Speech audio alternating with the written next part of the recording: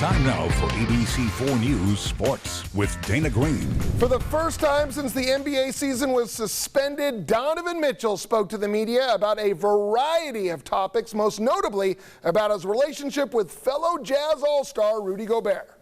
Donovan Mitchell says he and Rudy Gobert are good, and there was no need to address it publicly over the last 3 months. You know, right now we're good. We're going out there ready to hoop. It's no secret I wasn't happy at the beginning. I've said that publicly. It's no secret to that. So for me, it was like I could have easily went back and forth with whoever on Twitter and kind of addressed it, but I'm just like, you know what? Like, there's no need for that. My teammates and my coaches know how I feel. There are moments where you're just tired of continuing to hear over and over again. I'm tired of addressing it, kind of going, no, that's not true, or no, this is not true, because then you find yourself all over Twitter trying to call out people for no reason. So I just left it and addressed it with my teammates.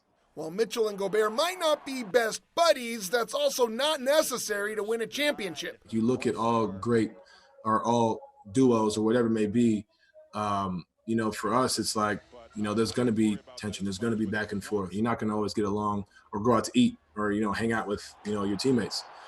So that's that. As for the negative backlash Mitchell received on Instagram for his post on Juneteenth, it definitely bothered him, but he hopes to be a leader in the fight for racial and social justice. You know, I think it opened a lot of eyes, to be honest with you. It's easy for people to say, don't read them. It's tough when there's outrageous and crazy, and then you click on the C, and it's not like they're bots, you know, as people call them. They're people who live not only here, but in different places. And I spoke out about it, especially primarily here, because I live here. I play here. And I think to see that after understanding that the same people that were saying what they were saying were the same ones coming to celebrate and cheer. And I think that's really where I was just, I'm not gonna lie to you, pretty pissed off. And hopefully this conversation opens a lot of eyes, especially here in Utah, because you know, there's a certain stigma. There's no secret about it, about Utah. And, you know, obviously the comments didn't help, but, you know, for us as athletes, we wanted to be known that we won't